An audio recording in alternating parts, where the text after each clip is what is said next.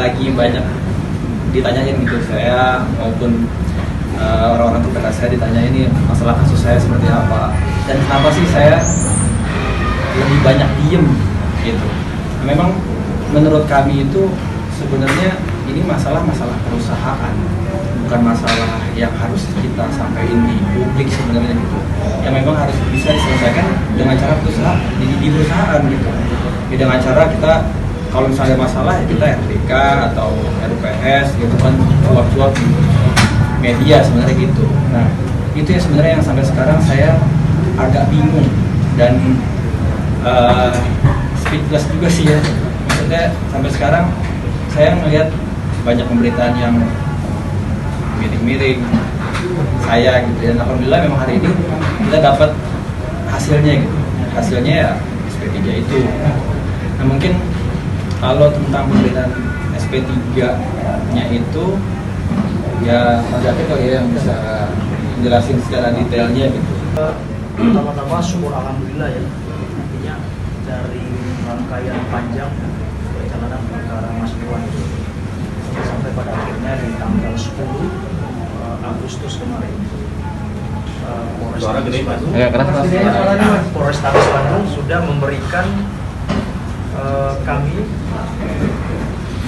surat perintah penghentian penyidikan.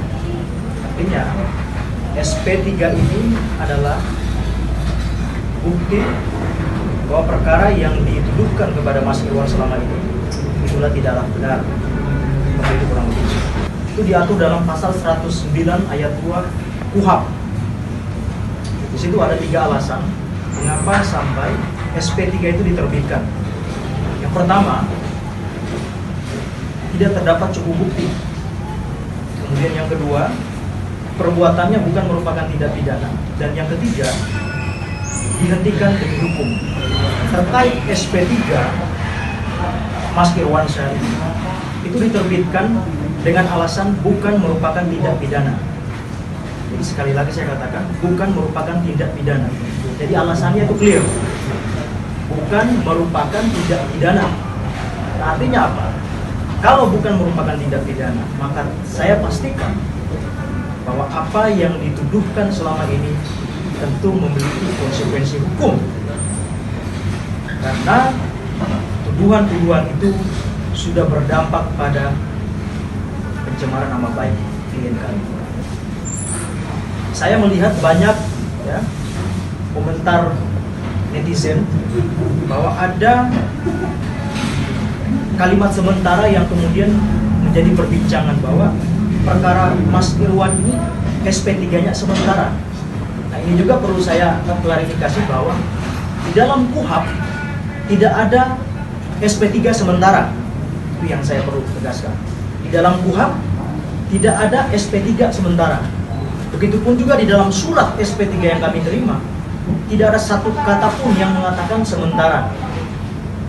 Nah sehingga kalau kemudian ada bahasa yang kemudian ramai soal SP3 ini sementara, maka saya berharap kepada teman-teman media mungkin kiranya bisa di cross check kepada pihak yang mengeluarkan SP3 ini supaya tidak ada kesimpang siuran informasi.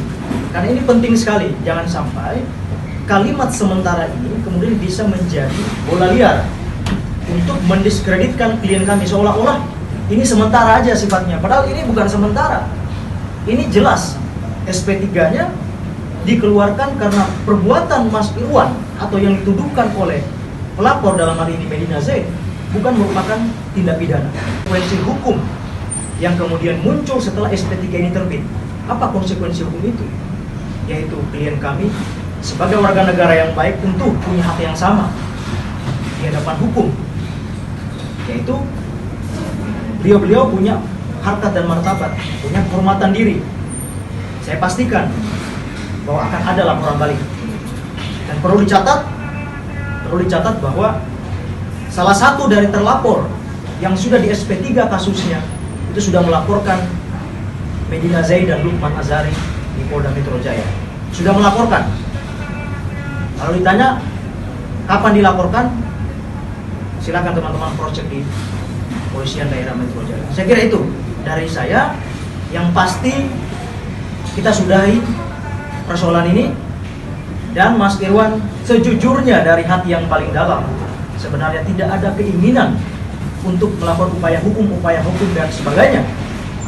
Tapi karena kudu terlanjur masyarakat menilai negatif atas tuduhan itu, setelah diterbitkan SP3 dan tidak terbukti perbuatan yang dituduhkan, maka beliau akan merehabilitasi namanya dengan proses hukum yang akan dilakukan. Kemarin kita sudah laporkan dugaan pencemaran nama baik, pasal 27 ayat 3 Undang-Undang ITE, kemudian pasal 310, 311 KUHP, dan pasal 45 ayat 3 Undang-Undang ITE. Itu yang kita laporkan kemarin dengan terlapor. 1, Medina Susani alias Medina Zain, dan yang kedua Saudara Lukman Azhari. Itu baru 1 LP ya, karena baru 1 terlapornya. Di SP3 ada 3 terlapornya. Ditambah lagi nih perusahaan merasa dirugikan dengan respon itu, dirugikan dengan tuduhan itu. Kenapa? Karena harusnya masalah internal tidak dipublikasi. Saya meyakini bahwa sebenarnya mereka tahu bahwa perselisihan internal itu sudah diatur dalam Undang-Undang Perseroan Terbatas. Ketika ada keputusan yang tidak bisa diterima oleh salah satu pemegang saham misalkan atau salah satu komisaris, maka ada upaya hukum di dalam Undang-Undang Perseroan itu diberikan kepada mereka. Misalkan gugat perdata ke pengadilan. Itu jelas kok di dalam pasal 61 Undang-Undang Perseroan.